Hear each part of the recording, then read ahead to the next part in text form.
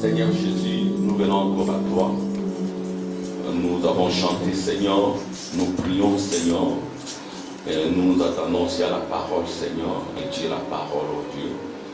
Et tu as dit, Seigneur, que l'homme intérieur se nourrit de ta parole, Seigneur.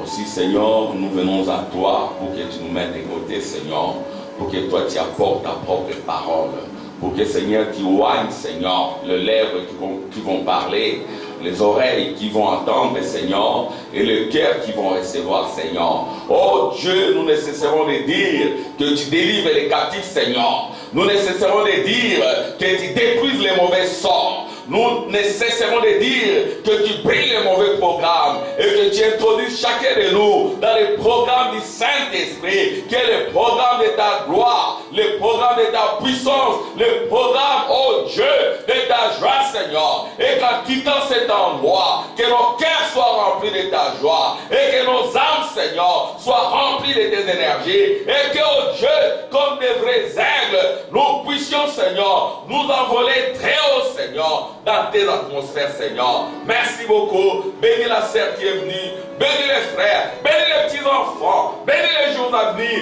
Oh Dieu, nous venons, Seigneur, exactement comme Esaïe, te prions, Seigneur. Oh Dieu, doivent, Seigneur, tous nos aides avec la pierre ardente, Seigneur. Merci Jésus. Oh, qu'il en soit ainsi. Qu'il en soit ainsi. Oh Dieu, qu'il en soit ainsi.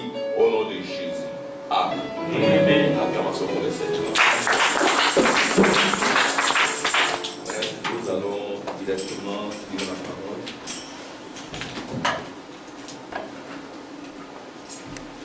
Amen, ça apparaît. On va lire ensemble.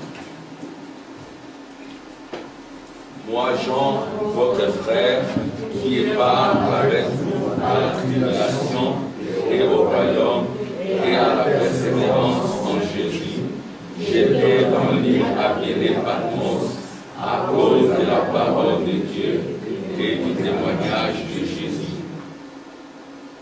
Je suis revenu en esprit au jour du Seigneur et j'entendis derrière moi une voix forte comme le son d'une trompette qui disait: ce que tu vois est écrit dans un livre et envoyé aux sept églises, à Éphèse, à Smyrne, à Pergame, à Thyatire, à Sardes, à Philadelphie et à Laodicée.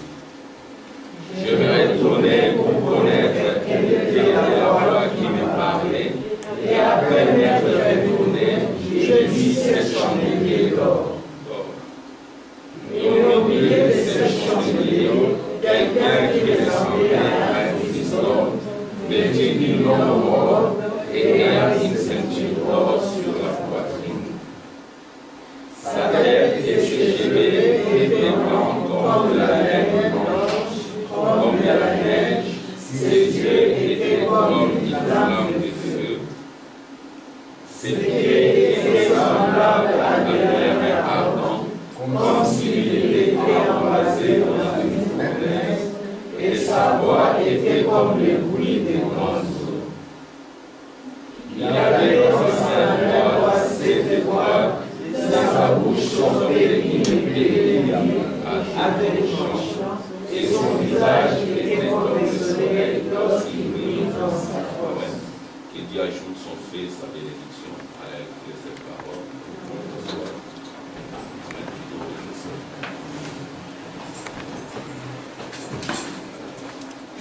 Que Dieu bénisse la Sainte Thérèse. Amen. Deus te abençoe. Amen. Que Dieu bénisse tous. Que Dieu bénisse la Sainte Sylvie. La famille des frères Max et vous tous. Amen. Amen. Maman Jeanne, que Dieu te bénisse. Sœur Angèle, que Dieu te bénisse. Amen. Sœur Linda ou Belinda, que Dieu te bénisse. Amen. Et je ne te vois pas, tu es où? Ah, tu as changé de place. Que Dieu te bénisse. Que Dieu bénisse tous les enfants. Amen. À la fin du culte, en tout cas, priez pour chacun de nos enfants. Amen. Et quand nous allons vous demander de prier, priez pour nos enfants parce qu'ils vont commencer les examens, les épreuves et tout. et que Dieu soit avec eux et qu'il ne soit pas la queue, qu'il soit la tête. Et nous reviendrons ici les glorifier. Amen. Je vois aussi un frère. Frère, tu peux t'élever. Que Dieu te bénisse. Attendez, peut-être je vais taper à côté. C'est le frère Baba. Ah, que Dieu te bénisse. C'est notre frère du Cameroun. Amen. Que Dieu bénisse aussi la sœur Manuela. Amen. Je t'avais invité. Amen. C'est ta maison, hein? Comme c'est la maison de notre sœur Manuela. Je suis son papa, tu comprends? Donc, je suis très content de te voir parmi nous. J'ai toujours dit à mon épouse, c'est la fille que j'ai eue au Cameroun. J'ai beaucoup de filles de plus en plus. Amen. Amen. Et j'ai remercié aussi le Seigneur parce que Dieu nous a fait grâce. J'ai prié vraiment Dieu pour qu'il nous aide. Dieu exauce les prières, il faut tout le temps prier. Dieu nous a accordé l'inscription d'une sœur qui est au Kivu. Donc priez pour ça. Donc Dieu a permis que c'est difficile aujourd'hui d'avoir une inscription dans une université européenne. Je prie pour un frère qui vient ici. Bon, j'aimerais être un peu dans les secrets, mais on a accordé. Donc j'avais sollicité des inscriptions. J'ai mis cela dans la volonté du Seigneur. Bon, il y a une inscription qui n'a pas été acceptée, mais je vois aussi que c'est la volonté de Dieu parce que cette sœur-là qui devait aussi venir, elle est notre nièce, c'est la nièce de mon épouse. Et puis, bon, là au Congo, elle doit travailler dans une banque. Alors, j'ai remercié le Seigneur, donc c'est la volonté de Dieu. Mais pour l'autre, le frère, c'est la fiancée d'un de nos frères. Et on s'est beaucoup battu pour cela. J'ai beaucoup prié le Seigneur, on a compliqué, je priais, et puis dernièrement on a accordé l'inscription. J'ai glorifié le Seigneur, j'en ai parlé aux frères. Vous savez, Dieu place parmi vous des pasteurs, des gens par lesquels Dieu parle. Ne soyez pas loin, c'est-à-dire soyez approchés, soyons ensemble, plaidons et Dieu exaucera. Amen. Frère Baba, viens parmi nous, c'est ta maison. Amen. Et je sais que tu seras béni. Amen. Voilà, que Dieu soit loué. Alors aujourd'hui, frère Max, que Dieu te bénisse encore. Amen. Nous étions bénis la fois passée par tes cantiques. Amen. Et voilà, donc je crois que Dieu va davantage t'utiliser. Amen. J'aimerais aussi que tu sois vraiment porté plus haut. Amen. Et que tout le monde voie aussi ton don. Amen. Et je prie pour ça et pour tous les autres dons qui sont ici. Amen. Amen. Je vois aussi la sœur Neville. Il faut vraiment, et les autres sœurs aussi qui sont ici, qui chantent. En tout cas, ne soyez pas timides. Venez au Seigneur. Le Seigneur va apporter le fait et vous verrez ce que Dieu peut faire avec quelqu'un, une sœur ou un frère qui est très consacré. Dieu peut faire beaucoup avec lui. Amen. Amen. Et pour le reste, soyons très consacrés, soyons sanctifiés, soyons purifiés, fouillons les péchés. Amen. Amen. Et battons-nous pour être purs, vous verrez ce que Dieu fera par nous. Amen. Amen. Gloire à Dieu. Alors, nous sommes en train de voir notre sujet. Nous l'avions intitulé Apocalypse, livre de rédemption. Apocalypse, livre de rédemption. Je vais écrire ça. Je vais aussi projeter cela. Apocalypse, livre de rédemption. Vous savez, il y a des livres que le diable n'aime pas.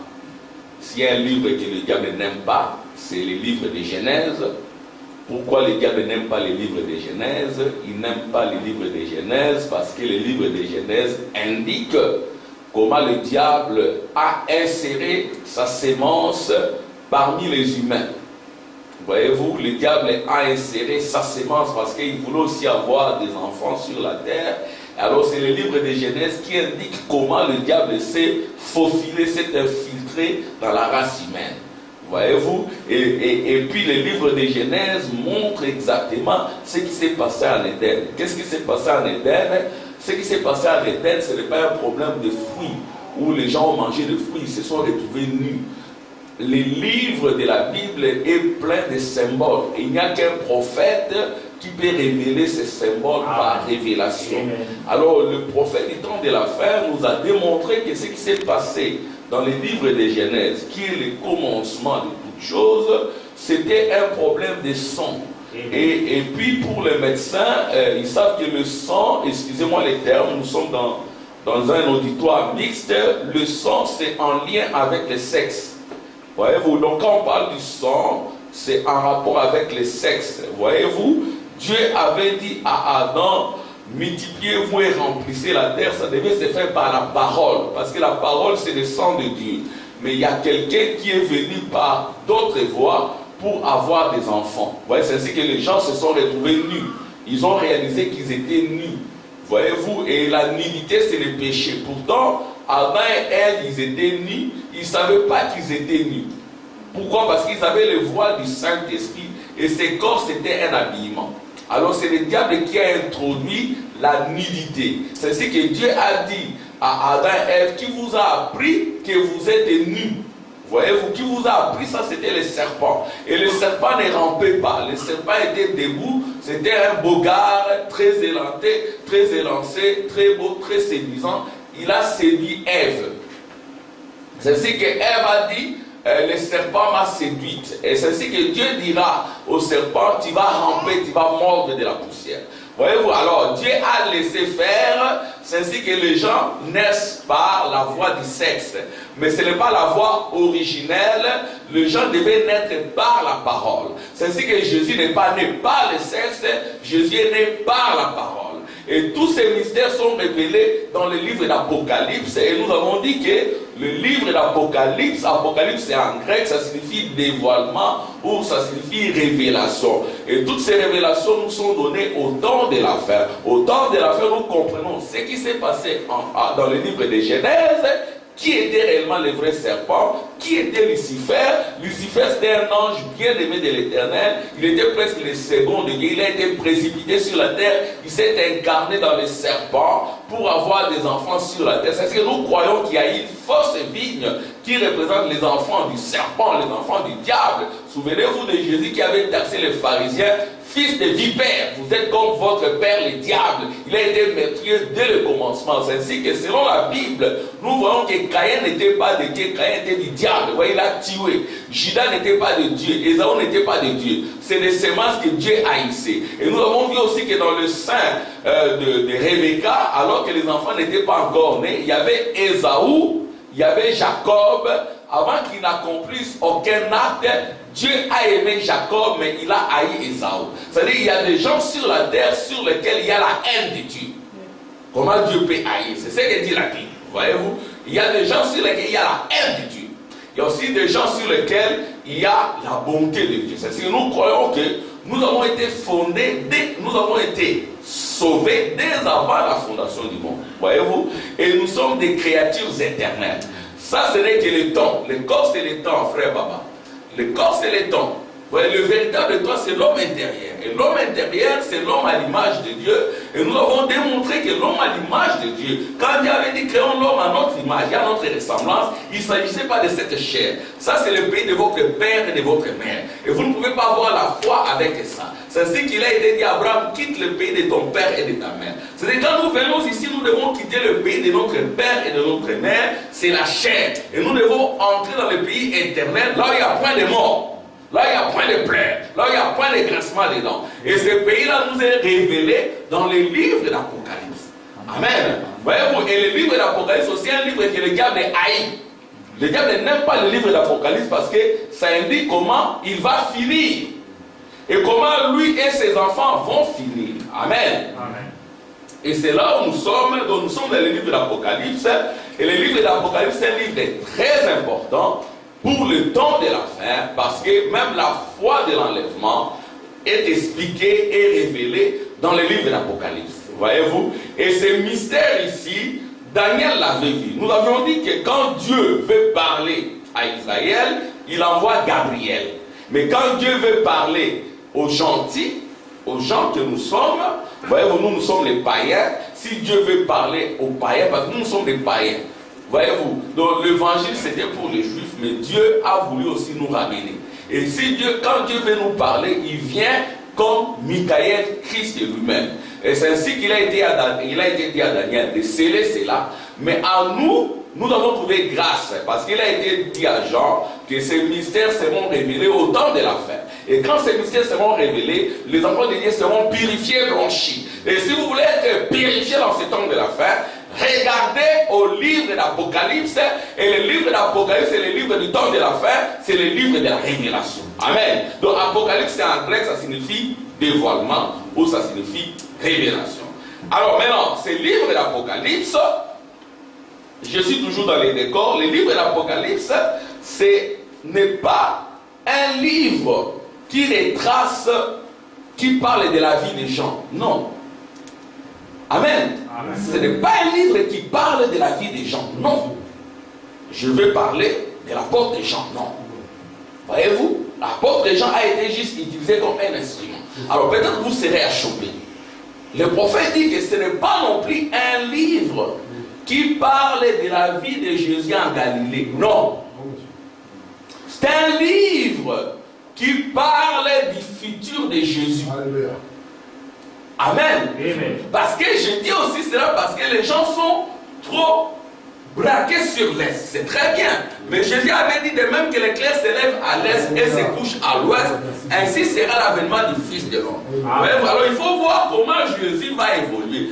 Jésus est le même hier, aujourd'hui, éternellement, à l'exception du corps physique. Quand je dis le corps physique, il est question de cette chair. Cette chair, Jean aimait beaucoup Jésus. Jésus l'aimait aussi. Jean, c'était l'apôtre le plus aimé. Amen.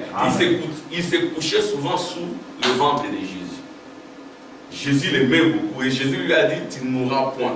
Tu vas voir mon avènement. Tu vas voir comment je vais revenir.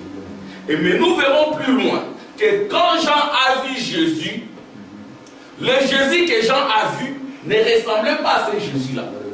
Jean ne l'a plus reconnu. Amen. Amen. Il était tellement puissant, le Jésus que Jean a vu, que Jean est tombé à terre, comme mort. J'avais dit que je ne vais pas crier sœur Racine. Excusez-moi, ça vient souvent comme ça. Alléluia, gloire à Dieu, merci Seigneur. Pourquoi je dis je ne veux pas crier, mais l'onction vient et puis on dit Amen. Amen, gloire à Dieu, merci Seigneur. Alors Jean, il connaissait Jésus. C'était l'ami de Jésus. Mais quand il le revoit dans Apocalypse, il ne reconnaît plus Jésus. Parce qu'il a vu Jésus dans la septuple gloire de sa personne. C'est-à-dire que le Jésus que Jean a vu, ce n'est pas ce Jésus-là. Là, c'est Jésus d'Hoffmann. C'est d'ailleurs pas le véritable Jésus, c'est juste une peinture approximative. Et cette peinture comprend des erreurs. Alléluia. Amen. Il y a des erreurs sur cette peinture. Et là, Jésus paraît un peu plus beau. Parce que dans Ésaïe, il est dit, il n'avait aucun aspect pour attirer les regards. Jésus n'était pas beau. Amen. Là, il n'avait aucun aspect pour attirer les regards. C'était un misérable. Un homme de douleur. Et ses yeux étaient toujours pleins de larmes. Parce qu'il était souvent victime d'ingratitude. Ses yeux étaient pleins de larmes. Il était sans maison. C'était un sans domicile fixe. Oh frère, tu commences à... Non, je dis la vérité. Hein? En gros, on dit, je fais les réquisitoires de l'identité de Jésus. Et ça, c'est la vérité. Et Jésus, c'était un misérable. Il n'avait même pas de femme. Amen. Amen. Il était là un misérable. Il était là. Il n'avait aucun aspect pour attirer les regards. Et ses yeux étaient souvent pleins de larmes. Mais quand Jean les revoit, Amen, c'était dans la beauté, l'immortalité, la puissance. C'est ainsi qu'on parle de la septuple, Amen, gloire de sa personne. Et ses yeux n'étaient plus des larmes, ses yeux avaient des yeux de flammes de feu. De ses yeux sortaient des flammes de feu. Et son visage était blanc comme le soleil quand il brille dans sa force. Ses cheveux étaient blancs comme de la laine. pour dire qu'il est le juge suprême. Amen. Il tenait dans sa main 7 étoiles. Alléluia. Vous savez, l'étoile est plus grande que la terre. L'étoile est plus grande que le soleil. Alors vous voyez quelqu'un tenir 7 étoiles dans sa main. Quelle puissance! Amen. Amen. Un moment, c'est ça la puissance de Jésus. Alors, il a vu aussi que Jésus avait des pieds, des colonnes de feu. Voyez-vous? Et là, c'est la septuple gloire. C'est-à-dire qu'il y a 7 aspects de sa puissance.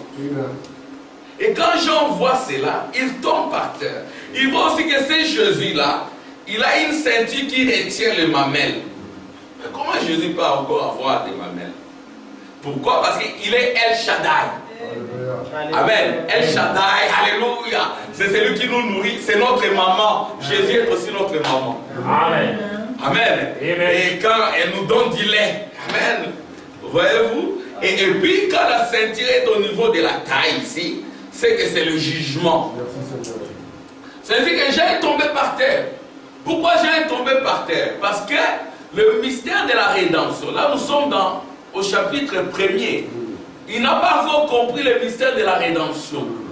Voyez-vous? Il n'a pas encore... Alors il devait pleurer. Pourquoi? Parce qu'il n'a pas encore vu son nom dans les livres. Voilà. Donc quand il voit Jésus, il ne le reconnaît plus. Pourquoi? C'est Jésus transfiguré. Amen. C'est Jésus qui change de visage. La transfiguration. Alléluia. C'est Jésus glorifié. Amen. Et puis nous allons lire. Vous verrez que c'est Jésus-là qu'il avait vu, qu'il a vu. C'est un Jésus qui ressemble à une femme. Amen. Et le prophète dira, Jésus s'est façonné parmi son peuple. Jésus a pris votre forme. Amen. Ceci revient à dire que c'est ce type de gloire-là. Amen. Amen. Elle doit aussi venir en vous. Amen. Il ne faut pas dire que c'est la divinité privée de Saint Jésus, homme de Galilée. Comme on le disait au Congo, hein, excusez-moi de parler à Lingala, on disait divinité Yangani, il y a Jésus. C'est-à-dire que la divinité propre de ce Jésus, l'homme de Galilée. Or, la Bible dit, le prophète dit, ce qui était en Dieu, Dieu l'a déversé en Christ. Et ce qui était en Christ, Christ l'a gardé pour lui. Il l'a déversé en vous. C'est qu'à un moment donné, on doit voir maman Angèle avec cette gloire. Amen. Ça signifie quoi quand on voit maman Jeanne, tu as des yeux de flamme de feu. Amen. Amen. Comme nous l'avions dit, tu as des pieds de colonne de feu, sœur Thérèse. Là où tu es, tu possèdes l'endroit. Amen. Amen. Amen. Merci Seigneur. Alors, voilà, c'est ce qui se passe. La divinité de Jésus dans son peuple, dans son église. Amen. Amen. Amen, Sœur Max. Que Dieu te bénisse.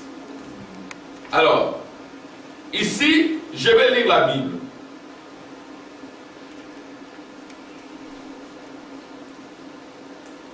Alors, nous avons dit ceci. Je remonte un peu en haut avant de lire les prophètes. Gloire à Dieu. Amen. Merci Seigneur. Moi, Jean, votre frère, qui est part avec vous à la tribulation et au royaume et à la persévérance en Jésus. Voyez Jean, rempli du Saint-Esprit, l'apôtre le plus aimé de Dieu, Jésus-Christ, il est dans la tribulation. Ceci revient à dire que la tribulation, les épreuves dans la chair, nous pouvons les connaître.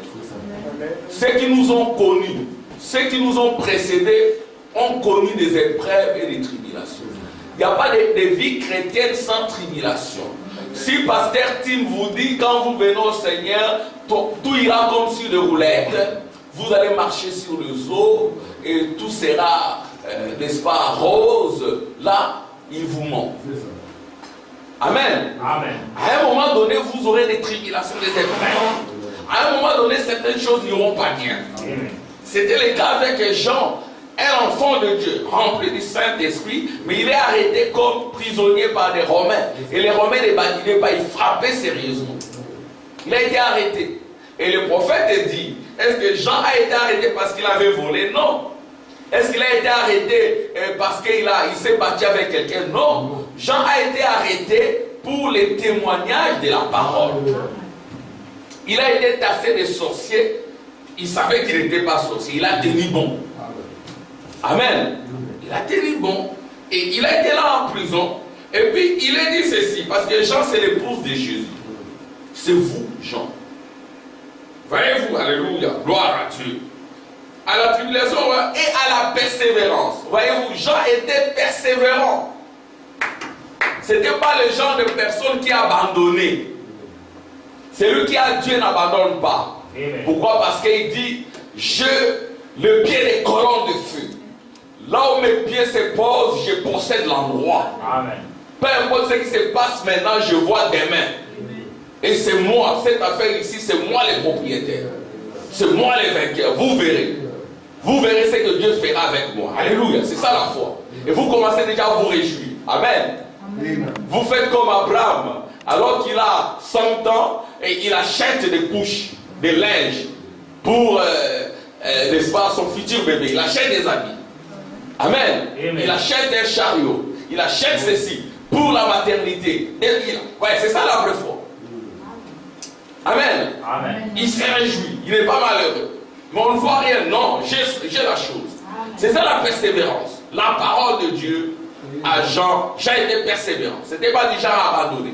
Ah, j'abandonne, c'est difficile. Dieu ne me répond pas. Nous avons lu le vendredi. Amen. Avec Frétine. Dans Soyez certains de Dieu. Comment le prophète dit, vous pouvez avoir rempli toutes les exigences de Dieu. Vous êtes conformés à la parole. Mais Dieu ne répond pas, il observe. Attendez simplement. Attendez-vous à lui. Amen. Attendez-vous à lui, il vous observe. Au moment opportun, c'est comme les trois Hébreux dans la fournaise ardente. Ils ont dit, même si Dieu ne nous délivre pas, Dieu aime ça, qu'on nous dise ça. Même si Dieu ne nous délivre pas, nous n'allons pas nous incliner. Mais quand vous dites ça, Dieu est obligé d'intervenir. Amen. Amen. Soyez des gens costauds. Amen. Voyez-vous, et persévérants. Ils étaient là. Et quand on les amenait, ceux qui les amenaient ont été brûlés. Et ils n'ont pas été brûlés. Amen. Amen. Et il y avait une quatrième personne, parce que c'était le feu, et on a enlevé les dioxydes de carbone. C'était le ventilateur alors qu'ils étaient dans le feu. Amen. Amen. Dieu a fermé la gueule des lions. Avec Daniel. Avec Joseph, il était en prison. Dieu l'a élevé. Amen. Il était là pendant 3 ans. Mais il a persévéré. Alléluia. Amen. Et nous avions dit le dimanche passé que Dieu est plus intelligent que nous. Nous ne sommes pas plus intelligents que Dieu. Quand Dieu te conduit dans des situations difficiles, compliquées, il sait pourquoi. Après un jour, tu diras, merci Seigneur pour de telles épreuves. Merci Seigneur. Alléluia. Parce que les épreuves aussi brûlent certains liens. Les épreuves peuvent brûler les convoitises. Les épreuves peuvent brûler l'orgueil. Si tu es un peu trop orgueilleux, Dieu peut te faire courber par des épreuves. Amen. Parce que les enfants de Dieu doivent être humbles. Alléluia. Et Dieu veut des enfants obéissants. C'est-à-dire que Dieu ne donne pas facilement. Si c'est qu'en te donnant, tu vas te perdre, il ne va pas te donner. Mais si tu n'es pas enfant de Dieu, il va te donner pour que tu te perdes. Amen. Il faut simplement considérer la fin des gens. Alléluia. Et la fin, et puis au-delà de la fin, l'éternité. Amen. Nous avons vu Lazare et le jeune homme riche. Comment quand Lazare est décédé, ce sont les anges qui l'ont emporté. Mais il n'y avait peut-être pas de fleurs sur sa tombe. Amen. Mais quand Lazare est parti, sur la terre il était heureux, mais de l'autre côté il n'était pas heureux. Il demandait de l'eau. Et c'est Jésus qui le dit, c'est la vérité. Amen. Gloire à Dieu. Merci Seigneur. Donc le jeune homme riche, il était de l'autre côté, il demandait de l'eau. Mais Lazare était le plus heureux. Oh, merci Jésus. Voyez-vous, ici, on parle de la persévérance. Vous devez être persévérant. Moi, je dois être persévérant. Frère Tim, et vous tous, là, nous formerons une armée invincible et puissante. Et nous ne regarderons pas au temps, mais au-delà du temps. La persévérance en Jésus. J'étais dans l'île appelée Patmos à cause de la parole de Dieu et du témoignage de Jésus. Amen. Amen. C'était à cause de la parole et du témoignage de Jésus. Ce n'était pas parce qu'il avait commis des erreurs. Parce qu'aujourd'hui, il y a des gens qui pêchent expressément. Non. Ici, Jean a respecté la parole de Dieu. On ne pouvait pas l'accuser de quoi que ce soit. Toutes les accusations sur lui étaient fausses. Alors il est dit, je suis ravi en esprit. Alléluia. Amen. Jean a été ravi en esprit. Alors nous comprenons aussi être ravi. Ici c'est l'enlèvement. Je suis ravi en esprit. C'est ça l'enlèvement de Jean. Et le prophète appelle cela en anglais rapture. Ce n'est pas cotape. Vous voyez donc Jean, c'était un homme, il était là dans la tribulation. Amen. Dans la prison. Mais il fut enlevé. Il pouvait dire je suis enlevé. Vous pouvez le voir là dans la souffrance. Mais il a été enlevé. C'est ça les ravissements, c'est ce que nous prêchons. C'est ça l'enlèvement des frères Branham, les raptures. L'enlèvement de votre âme dans la gloire. Amen, on mangeait. C'est ça. Donc il a été ravi en esprit. Il n'est pas question de ses corps. Ses corps doivent mourir comme nous le disons. Le pays de ton père et de ta mère, c'est la poussière de la terre. C'est l'homme de la poussière de la terre doit retourner à la poussière de la terre. Mais l'homme de Dieu, à l'image de Dieu, doit retourner à Dieu. Et qu'est-ce que Dieu fait? Amen. Dieu fait une bonne séparation, une bonne opération chirurgicale. Il sépare ton corps avec ton âme.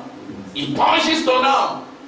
Il prend son image en toi. Parce que tu es son fils, tu es sa fille. Il prend juste ton image. Amen. Et j'attendais derrière moi une voix forte, comme le son d'une trompette. Et quand il s'est retourné, il a vu les âges des églises. Ce que tu vois, écris-le dans un livre. Je vais expliquer tout cela. Mais je voulais insister sur sa gloire. Qu'est-ce que c'est que la gloire de Dieu? Parce que Jésus a dit qu'au temps de la fin, il viendra se glorifier en vous. C'est-à-dire toute sa gloire descendra en vous. Et quand cette gloire-là descend en vous, vous aurez un aspect glorieux. Alors ici, on nous décrit l'aspect glorieux de Jésus. C'est-à-dire qu'il y a Jésus à l'est, il y a 2000 ans, mais maintenant, Jean, le Jésus qu'il voit, comme Jésus l'a dit, il est différent de cet autre Jésus. Le Jésus que Jean a vu, c'est un Jésus glorifié, transfiguré. Et quand Jésus est glorifié, transfiguré, il est en vous. Alléluia. Jésus est glorifié en vous, transfiguré en vous. Alors, quand il est transfiguré en vous, on le voit comment? Quand il se retourne, il voit les 7 chandeliers. Par la grâce de Dieu, prochainement, je vais projeter les 7 chandeliers. Les 7 chandeliers, c'est comme ça.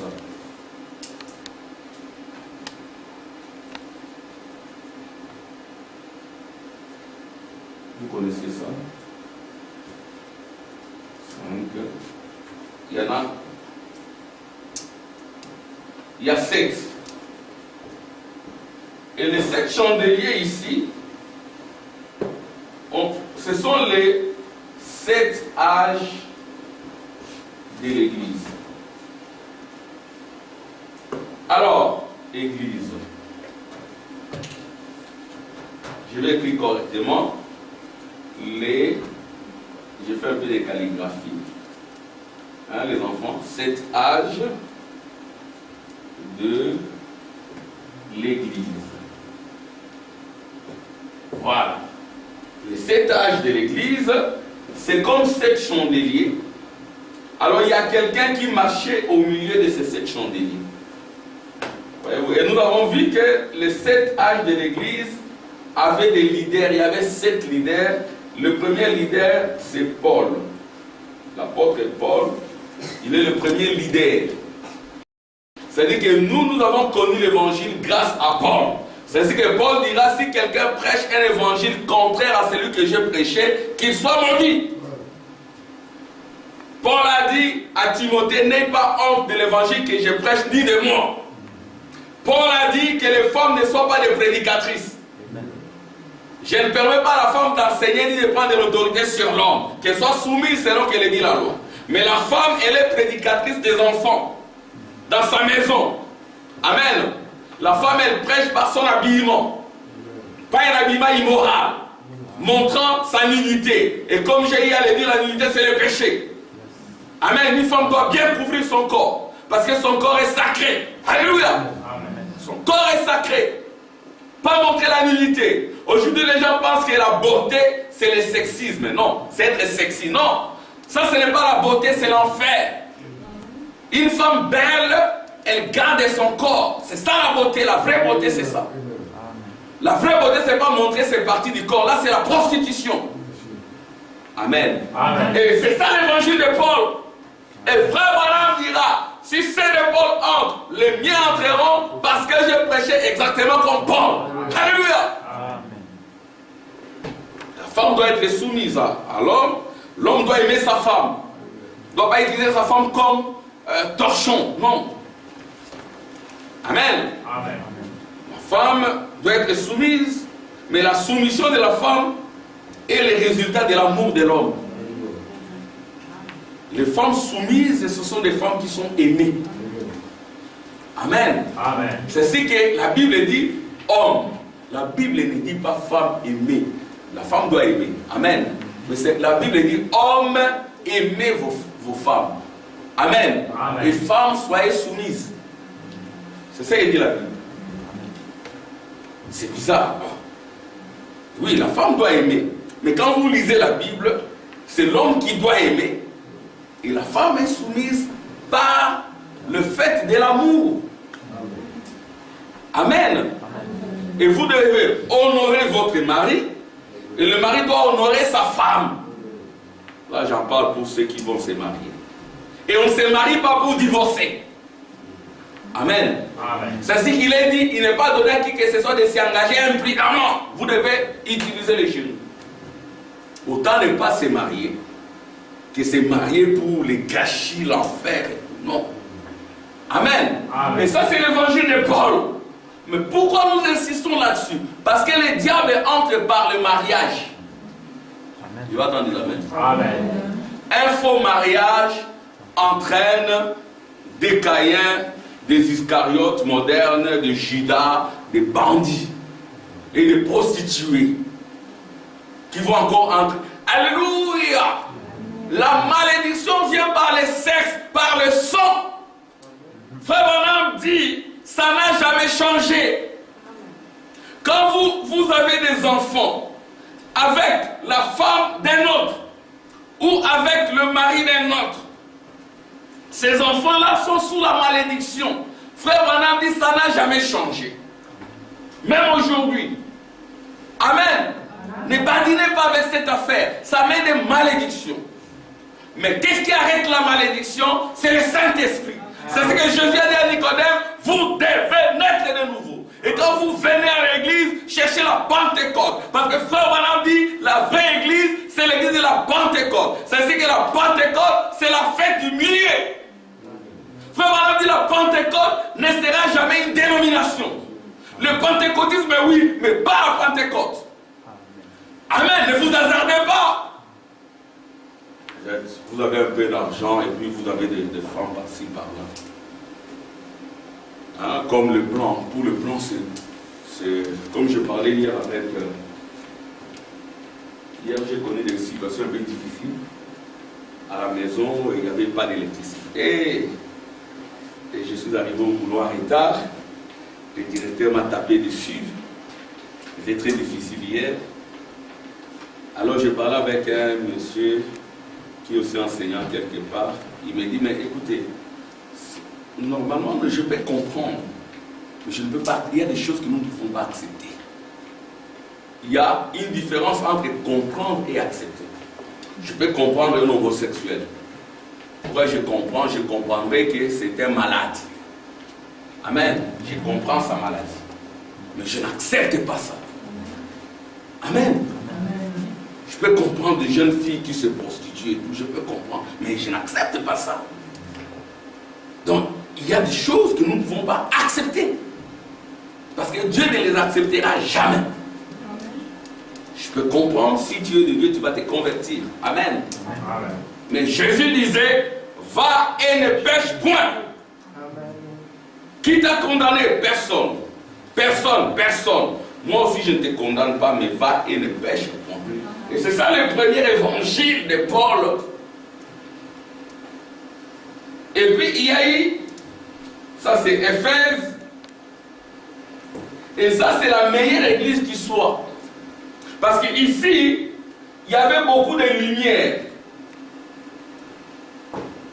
Dans Éphèse, il y avait beaucoup de lumière, mais juste un peu de ténèbres. Après Éphèse, il y a eu Smyrne, qui signifie amertume. Éphèse signifie quelqu'un qui était très visé dans la parole, très consacré, et après il relâche. C'est ça la signification d'Éphèse. Visé, consacré, assidu, battant, persévérant, et tout, et après il relâche. C'est ça Éphèse. Mais c'est la meilleure église. Ça nous arrive à nous tous. Moi aussi par moment, pendant hier, j'ai dit, mais Seigneur, je vais prêcher aujourd'hui. Seigneur, aide-moi. Qu'est-ce qu'il y a? Dois-je abandonner, Seigneur? Mais qu'est-ce qu'il y a? C'est une lourde chance. Seigneur, aide-moi, Seigneur. C'était difficile. J'ai été libéré juste vers 22h, 23h. J'ai dit, oh Seigneur. Et puis, quand on est prédicateur, généralement, on ne dort plus. Parce que tu dois préparer la prédication. Amen. Et c'est une vie de sacrifice. C'est ce que nous vous demandons de prier pour nous. Souvent, les diables viennent pour nous combattre. Il y avait rien. Il y avait l'obscurité à la maison hier. Il n'y avait pas d'électricité. C'était difficile. Mais nous devons être une vraie Éphèse qui ne relâche pas. Parce que Éphèse a bien commencé, mais à la fin, elle a relâché. Et puis ici, il y avait une grande lumière, mais dans Smyrne, Smyrne signifie amertume. Amen. Ça, c'est ce que Jean a envie. Bon, je donne un détail. Pour que Jean puisse voir les 7 âges de l'Église, il devait d'abord être enlevé. Je vais attendre les amens. Amen. Si vous n'êtes pas enlevé, vous ne connaîtrez jamais les 7 messagers. Nous avons connu, Moutamars, la révélation des 7 messagers. Même ceux-là qui ne comprennent pas encore, qui n'ont pas encore la révélation de l'enlèvement. Parce que nous n'attendons pas l'enlèvement, nous attendons la révélation de l'enlèvement. Parce que l'enlèvement doit vous être révélé. Alors il y en a qui ont compris que le messager d'Éphèse c'est Paul, le messager de Smyrne c'est Irénée. Ils ont compris ça. Pourquoi? Parce qu'ils ont été enlevés. S'ils n'étaient pas enlevés, si vous n'avez pas la révélation, parce que l'enlèvement est une révélation. C'est grâce à la révélation, Sœur Thérèse, que nous comprenons qu'après Éphèse, c'est Smyrne, et le messager de Smyrne, c'est Irénée. Ça, c'est une révélation au temps de la fin. Et après Smyrne, qui signifie amertume, c'est ce que nous devons éviter les amertumes dans le cœur. L'amertume, c'est les serpents. Amen. Si vous avez les amertumes, vous avez des laigreurs, et le Saint-Esprit ne peut pas habiter en vous. Parce que le Saint-Esprit est timide. C'est ce qu'un chrétien, même frère Branham, il dit, quand il prie, il dit, Seigneur, ôte de moi les amertumes. Parce que nous sommes nés d'une mauvaise naissance. Ôte en moi les amertumes. Ôte en moi la malice. Ôte en moi les épines. Mais les épines, les amertumes, la malice, les hypocrisies, ça part comment? C'est à genoux dans la prière. Amen. Amen. Celui qui ne prie pas beaucoup, si vous relâchez la vie de prière, vous deviendrez Smyrne. Et dans Smyrne maintenant, la population des enfants du diable a commencé à augmenter. La population des enfants de Dieu a diminué ici. Donc c'est-à-dire que dans l'église de Smyrne, Dans l'église d'Éphèse, il n'y avait plus de lumière parce que les enfants de Dieu sont la lumière. Amen. Amen. Vous êtes la lumière. Sœur Cindy, tu es la lumière. Amen. Amen. Nous sommes la lumière. Nous sommes la lumière. Amen, Sœur Neville. Nous sommes la lumière. Alors, la lumière, c'est ça. Mais il y a aussi un peu d'obscurité. Ça commençait à entrer. Pourquoi? Parce qu'il y avait relâchement. Et après, Smyrne, il y a Pergame. Pergame, c'est là où se trouve le trône du diable. Amen. Amen. Donc, Pergame, c'est le trône de Satan. Parce que quand vous avez des amertumes en vous, le diable va installer son trône. Pour que le diable entre, il faut qu'il y ait des amertumes. C'est ainsi que quand la Bible dit, quand tu blesses quelqu'un, il faut lui demander pardon. Amen. Amen. Quand quelqu'un est blessé à cause de toi, dis oh, pardonne-moi. Je vois que je t'ai blessé. Amen. Amen. Oh, je ne l'ai pas fait exprès. Amen. Pardonnez-moi. Alléluia. Même si vous blessez votre enfant, vous pouvez demander pardon. Amen. Je le fais pour te corriger, mais ce n'est pas pour le mal. Amen. Voyez-vous, si vous blessez votre femme, vous demandez pardon. Si la femme blesse son mari, demandez pardon. C'est comme cela que le trône du diable ne va pas s'installer parmi vous. Le trône du diable s'installe par les amertumes, les inimitiés. Amen. Amen. Frère Isaac, ça va? S'il y a un peu d'incompréhension avec frère Joël, grand frère, pardonne-moi. Amen. Hein? S'il y a des incompréhensions, pardonne-moi, papa. J'ai mal. Alléluia! C'est comme cela que le Saint-Esprit descendra parmi nous. C'est comme cela que quand nous demandons quelque chose, nous aurons des réponses. Amen. Amen.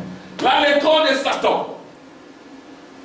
Après maintenant, après Pergame, il y a Thyatire. Thyatire, c'est femme dominatrice. Ça, c'est Thyatire. Et Dieu envoie un messager Colomba. La femme dominatrice. Une femme au caractère dur. Ça, ce n'est pas Dieu. La femme, elle a été créée pour être douce, tranquille, amen, féminine. Ouais, c'est ça la maternité. C'est ainsi que les enfants sont très collés à leur maman. De ces cas, ça ce n'est pas la femme. La femme, c'est pas... Parce que c'est ça la femme moderne. Mais dans l'imagerie de Dieu, la femme est la douceur. Amen. Alléluia. La femme ne doit pas être dominatrice. Et c'est ici que l'Église a chuté dans Thyatire. Comme on dit, les femmes au sang royal. Ça, ce n'est pas dans l'image de Dieu. Dans l'image de Dieu, la femme, elle est douce, elle est tranquille. Amen. Amen. Elle patiente, elle supporte. Alléluia. Mais pour y arriver, vous devez aussi mener une vie de consécration pour reconnaître votre position. Parce que le message, c'est Apocalypse, livre de rédemption. Rédemption, c'est-à-dire qu'on vous ramène là où vous devez être. Votre identité, votre profil. La femme, c'est pas celle qui donne des coups au mari et chasse les maris. Ça, ce n'est pas la nature de Dieu. Et l'homme aussi, ce n'est pas un faiblard, un efféminé. L'homme doit avoir de l'autorité. Amen. Pas l'autorité pour faire du mal. Pas l'autorité pour dire je peux prendre plusieurs femmes. Ça, c'est l'autorité diabolique. L'homme peut. Non. Amen. Amen. Ça, c'est l'autorité diabolique. Je peux prendre autant de femmes que je veux. Frère Branham n'a jamais dit ça. Même Jésus a dit au commencement, il n'en était pas ainsi. Amen. Amen. Au commencement, Dieu a créé l'homme, mâle et femelle. De l'homme, il soutire la femme. Amen. Voyez-vous? Une poule, un coq.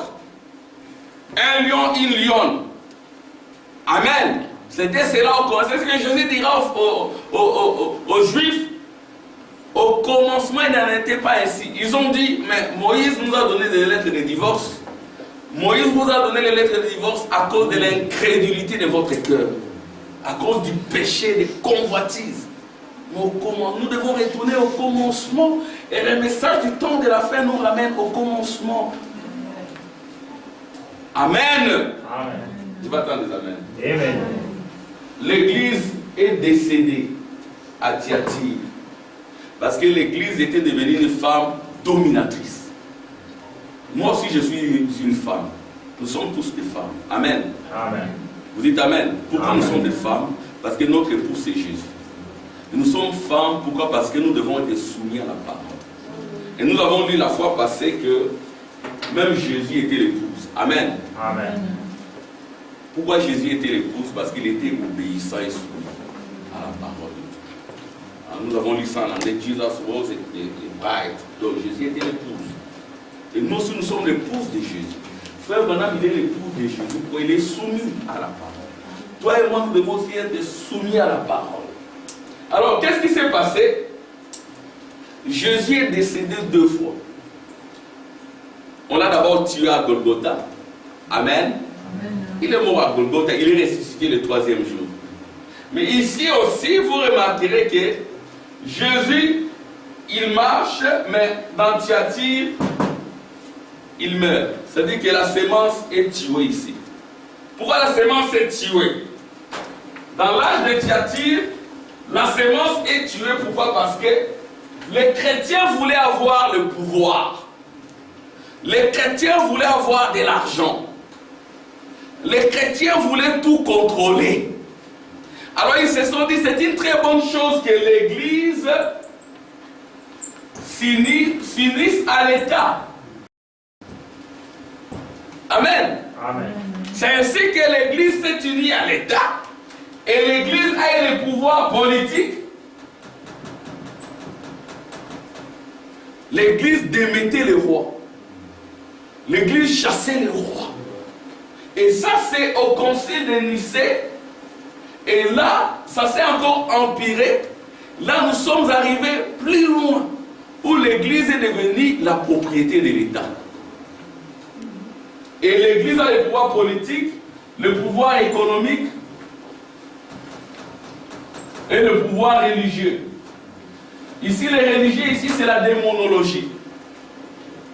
Voyez-vous, c'est ce qui s'est passé. Mais Dieu a ressuscité l'Église à partir de l'âge de Luther. C'est l'âge de Sardes, Wesley, l'âge de Philadelphie. Prochainement, je vais projeter ça. Et puis Laodicée, c'est l'âge du temps de la fin. Alors, pourquoi je vous présente ces âges des églises? Je vous les présente pour que vous sachiez que ces âges des églises sont connus par quelqu'un qui a été enlevé. Amen. Amen. Sans les raptures, sans les ravissements de l'esprit, vous ne comprendrez pas les âges des églises. Amen. Nous avons compris les âges des églises à cause du rapture, à cause de l'enlèvement. Même nos bien-aimés frères qui nous suivent, ils disent nous attendons l'enlèvement. Mais si vous attendez l'enlèvement, mais comment vous avez compris le mystère des âges? Parce que celui qui nous en parle, il a été d'abord lui-même enlevé. Il y a eu d'abord ravissement. Et puis, comme nous l'avions dit la fois passée, le livre d'Apocalypse est subdivisé en combien de parties? En 3 parties. La première partie, c'est du chapitre 1 au chapitre 3. C'est ce que nous voyons ici. Donc, aujourd'hui, tout ce que j'ai donné aujourd'hui, c'est du chapitre 1 au chapitre 3. Ça, c'est la première partie, la marche de l'Église. Voyez aussi votre marche. Est-ce que vous êtes dans Éphèse? Vous êtes dans Smyrne? Amen. Amen. Nous sommes les nations. Nous, les nations, Dieu traite avec nous individuellement. Amen. Amen. Amen. comme papa et maman, maman individuellement. Le salut de maman, de sœur Max, ce n'est pas le salut de frère Max. Amen. Donc, le salut de frère Tim, ce n'est pas le salut de sœur Tim. Voyez-vous donc, chacun, amen, individuellement. Comme hier, j'ai parlé à mon épouse. Allez, arrêtez un peu de préparer là. Arrêtez. Allez, occupe-toi, essaie un peu de lire. Amen. Parce que dans mes messages, il y en a qui ont dit, ah, quand je me suis marié, non, c'est fini. Non, non, c'est pas ça. Vous devez continuer à persévérer dans la foi. Amen. Pour ne pas être quelqu'un qui relâche, quelqu'un qui a des amertumes, quelqu'un qui installe les trônes de Satan dans son cœur. Il y en a qui ont installé les cœurs de Satan, qui sont des démons réels. Ils sont dirigés par les diables. Le diable a installé son trône dans leur cœur. C'est ce que Jésus dira. Celui qui aime le monde et les choses du monde, l'amour de Dieu ne peut pas être en lui. Et Jésus dira, celui qui vaincra le monde et les choses du monde, amen, je lui donnerai de s'asseoir sur mon propre trône. Alléluia. Et s'asseoir sur son propre trône signifie être un avec Jésus. C'est-à-dire que quand on vous voit, on voit Jésus. Et quand on vous voit, vous avez les yeux de flamme de feu. Amen. Amen. Vous avez les visages blancs comme le soleil. Et cela s'est manifesté dans ce temps de la fête parce qu'il y a des gens qui ont eu des songes. Ils ont vu frère Branham avec des yeux de flamme de feu. Alléluia. Amen. Ils servent faire un songe. Les gens étaient autour d'une table. Ils devaient partager de la nourriture qui est la parole de Dieu. Et frère Branham était assis là-bas et de ses yeux sortaient des flammes de feu. Alléluia. Et ça doit être votre nature. Alléluia. Et c'est ça la gloire de Dieu. Vous avez la gloire de Dieu en vous. Où sont les yeux de flammes de feu? Les yeux de flammes de feu sont les yeux prophétiques. Amen.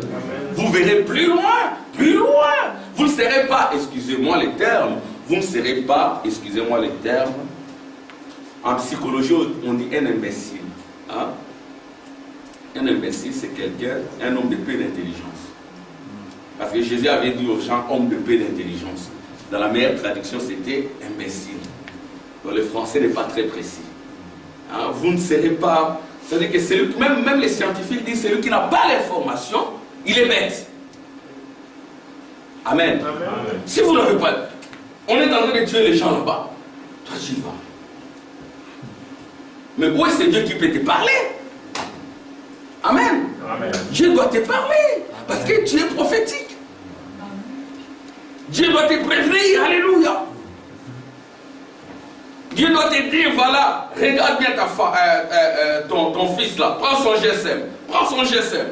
Tu prends son GSM. Mot de passe. Tu mets le mot de passe. Amen. Amen. Vous contrôlez ce que... Vous devez contrôler le GSM de vos enfants.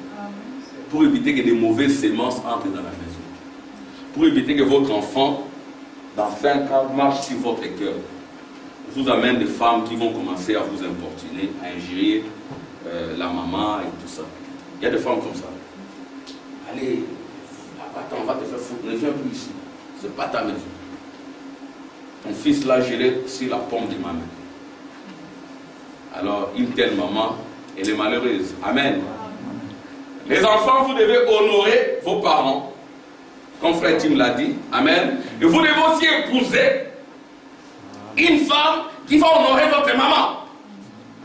Je vais attendre les amens. Amen. C'est ce qu'on dit. Il n'est pas donné à qui que de s'y engager imprudemment. Ça sera l'enfer. Pour que ça ne soit pas l'enfer, il faut une préparation. Il faut une consécration. Il faut la prière. Amen. De ceci est un problème. Dieu, le Dieu que vous avez prié, il sera avec vous. Mais si vous commencez des choses dans les ténèbres vont vous suivre. Il faut toujours être dans la lumière. Amen. Amen. Gloire à Dieu. Donc je disais ceci. La septuple gloire de sa personne, c'est aussi en vous. C'est-à-dire que, alléluia, quand on dit je possède cet endroit, vous le possédez parce que vous avez bien des colonnes de feu. Et c'est la vérité. Tout lieu que fouleront les plans de vos pieds, vous les possédez. C'est cela.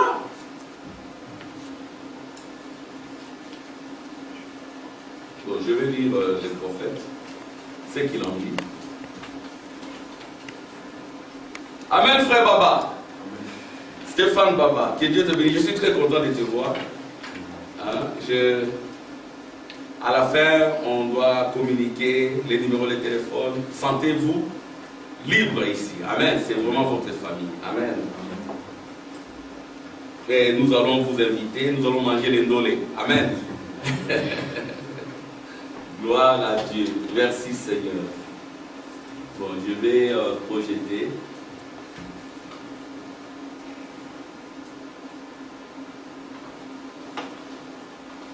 Voilà, donc Apocalypse, livre de rédemption, ça apparaît, amen. Amen. Donc c'est ça le sujet. Nous avons dit qu'Apocalypse, ça signifie révélation, ça signifie dévoilement. Et l'Église est bâtie sur la révélation. La révélation, ce sont les pensées de Dieu. Amen. Amen. Et ces pensées-là, quand elles entrent en vous, elles s'installent en vous, c'est ça la révélation. Et comme ce sont les pensées de Dieu, c'est Dieu lui-même en vous. Voyez-vous donc, révélation, frère Mao, c'est pensée de Dieu. C'est nous devons avoir les pensées de Dieu. Et si nous avons nos propres pensées, là, ce n'est pas la révélation. Et nos propres pensées, c'est les diables. Comme nous le disons toujours, Jésus avait dit à Pierre, amen, tes pensées sont des pensées humaines, arrière de moi, Satan. Amen. Et ces pensées viennent par la prière, la consécration, la parole de Dieu, en étant là où il y a des croyants. Amen. Dis-moi les gens que tu fréquentes, je te dirai les pensées qui vous hantent. Alléluia. C'est ce qu'un chrétien ne fréquente pas n'importe qui. Un chrétien fréquente les gens qui ont les mêmes pensées que nous. Amen. Si vous êtes tout le temps avec des impudiques, avec des immoraux, avec des blagueurs, avec des ceci, ces esprits-là vont entrer en vous. Amen. Amen. Si tout le temps vous faites des girons, des blagues, tout, c'est que vous avez été avec des gens qui blaguent. Un enfant de Dieu, c'est un ange. Il est sérieux. Il n'est pas en colère, il ne rigole pas. Il est sérieux. Amen. Amen. Il peut rire, mais il est sérieux. Apocalypse, livre de rédemption. Et le livre, c'est la vie. Amen. Amen. Nous l'avions dit que le livre, ce n'est pas un livre d'imprimerie. Amen. Ce n'est pas un livre comme... sorry, c'est la fin. Ce n'est pas ça. Au ciel, il n'existe pas des choses comme ça. Et nous avons dit que la révélation nous a montré que les livres, c'est une vie. C'est-à-dire, quand vous naissez, il y a un livre qui commence. Quand vous mourrez, ce livre-là est effacé. Mais il y a un livre dont les noms ne peuvent pas être effacés. C'est quand vous naissez de nouveau, vous devenez un livre éternel. Amen. Amen. Qui ne sera jamais brisé. Alors, la rédemption, nous avons dit qu'il faut ramener les gens là où ils étaient. Et être rédempté, c'est être ramené à l'origine. Alors, nous avons compris que notre origine, c'est l'éternité. Pour vous ramener à l'éternité, nous devons vous prêcher l'éternité. Nous devons vous dire qui vous êtes, que vous êtes les images de Dieu. Amen. Amen. Que vous n'êtes pas les diables, que vous n'êtes pas un pécheur. Amen. Sauvé par la grâce, que vous n'avez jamais péché. Pourquoi vous n'avez jamais péché? Parce que vous êtes une partie de Dieu. Parce que vous êtes Dieu. Parce que vous êtes aussi Jésus. Amen. Amen. Amen. Parce que Jésus, c'est la famille de Dieu.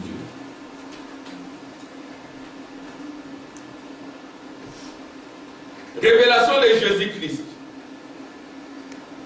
Concernant la vie des gens, les historiens s'accrochent. Là où je voulais dire, c'est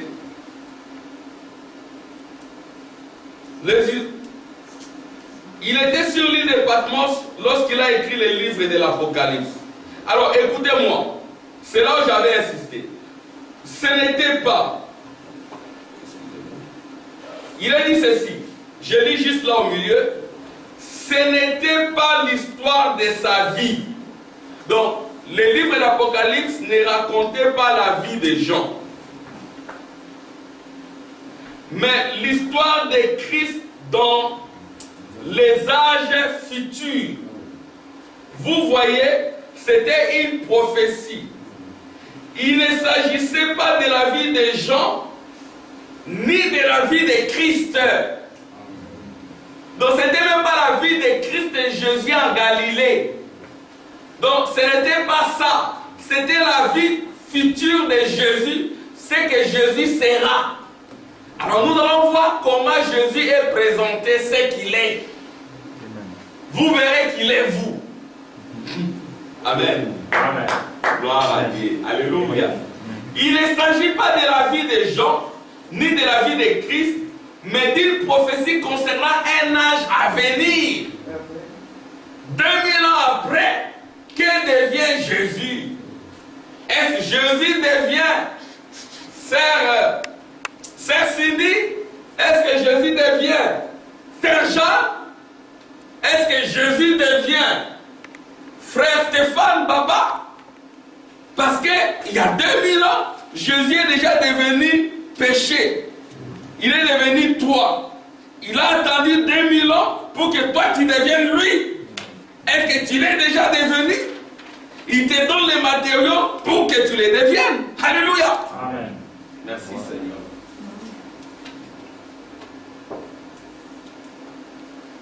Ce n'était pas ses propres paroles de prophétie, mais la glorification solennelle du Seigneur. Amen.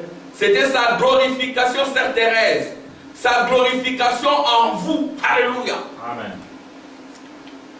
Ce n'était pas la révélation de Saint Jean le divin, mais la révélation de Christ le Seigneur. Écoutez maintenant. Maintenant, si vous faites donc attention, observez ces âges de l'Église et ensuite nous terminons. Vous voyez les âges des Églises que j'ai donnés. Nous donnons que les points saillants aux chercheurs qui en seront dignes. Allez prendre les âges des Églises, lisez ou écoutez. Voyez-vous, à l'époque, on disait que celui qui a les oreilles pour entendre, ou celui qui lit. Pourquoi? Parce qu'à l'époque, il y en a qui ne savaient pas lire. Amen. On disait celui qui sait lire et celui qui peut écouter. Ceux qui ne savaient pas lire, ils écoutaient. Il n'y avait pas d'excuses. Mais aujourd'hui, beaucoup de gens savent lire. Amen. Et entendre. Alléluia. Gloire à Dieu. Merci Seigneur.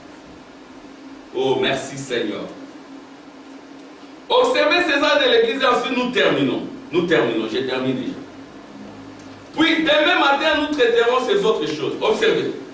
En dessous des chandeliers d'or du tabernacle juif à l'intérieur du pain des propositions, il y avait 7 chandeliers comme j'ai dessiné là. Vous le savez, vous voyez, il y a 7 âges de l'Église.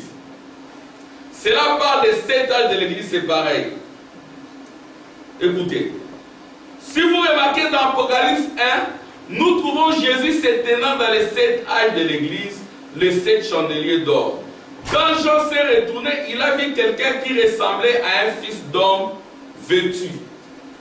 Alors, s'il vous plaît, soyez avec moi. Comment était-ce? Comment était-ce? On peut lire ça ensemble. C'était... On peut lire ça ensemble. C'était l'épouse qui se tenait au milieu des chandeliers qui avaient été décrits. C'était l'épouse. On ne dit pas que c'était l'époux. Alléluia. On dit que c'était l'épouse. Alors, maintenant, comment on décrit l'épouse? Ses yeux étaient comme des flammes de feu. C'est pour dire que mon frère, ma soeur, les yeux des flammes de feu, ce n'est pas seulement pour Jésus. Amen. Parce qu'ici, il est question de vous. C'est votre place. Avez-vous les yeux des flammes de feu? Amen. Au temps de la fin, nous devons tous avoir les yeux des flammes de feu. Et nous devons être prophétiques. Parce que quand nous avons les livres, il nous est dit prophétiser sur toute langue, sur toute tribu, sur toutes les ethnies. C'est ça la commission. Approchez-vous de l'ange, prenez le livre, mangez-les. La vie éternelle, mangez-les. Et vous aurez les yeux de flammes de feu. Vous devenez prophétique. Amen. Amen. C'est ça votre position, votre place. Et nous avons vu que ces flammes, ils parcouraient toute la terre. Et nous avons vu que ces flammes semblables, des épées, une épée sortait de sa bouche. Qu'est-ce qui doit sortir de votre bouche? C'est l'épée de la parole. Amen. Et nous avons vu que c'était la parole de Dieu qui sortait de la bouche de l'Église. Qu'elle coupait même jusqu'à séparer. La parole, quand elle sort, elle coupe. Même si c'est dur, nous disons, à qui irions-nous? C'est toi qui as les paroles de la vie éternelle. Parce que quand la parole sort, elle coupe. Une épée à double tranchant. Et nous avons vu que c'était la parole de Dieu qui sortait de la bouche de l'église et qu'elle coupait même jusqu'à séparer la moelle des os et qu'elle discernait les sentiments et les pensées du cœur. Nous avons vu l'église se tenir là dans sa beauté. C'est l'église dans sa beauté. Je lis une autre.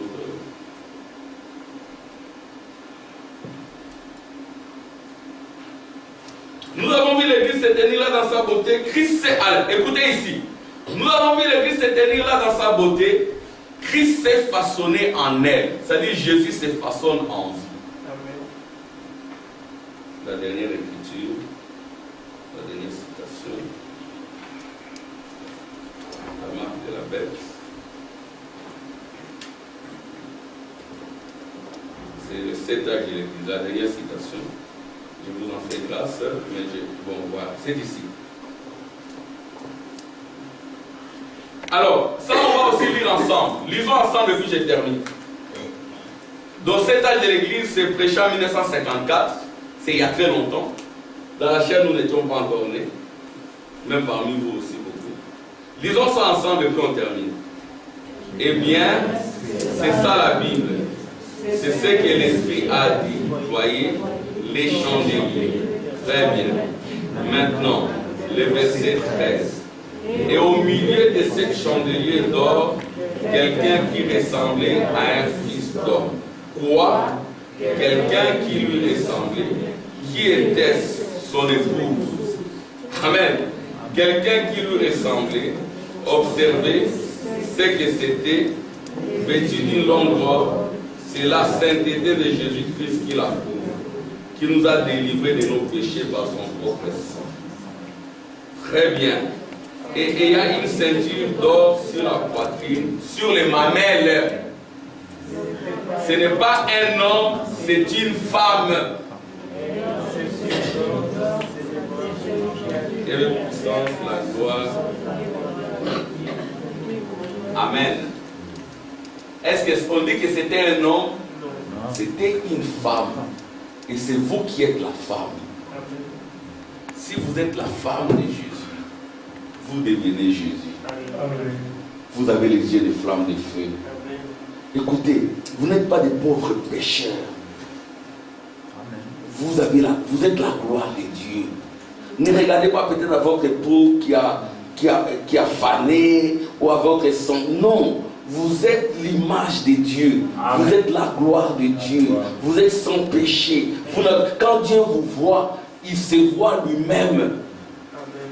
Amen. Et là, celui qui est décrit là, ce n'est pas un homme, c'est une femme.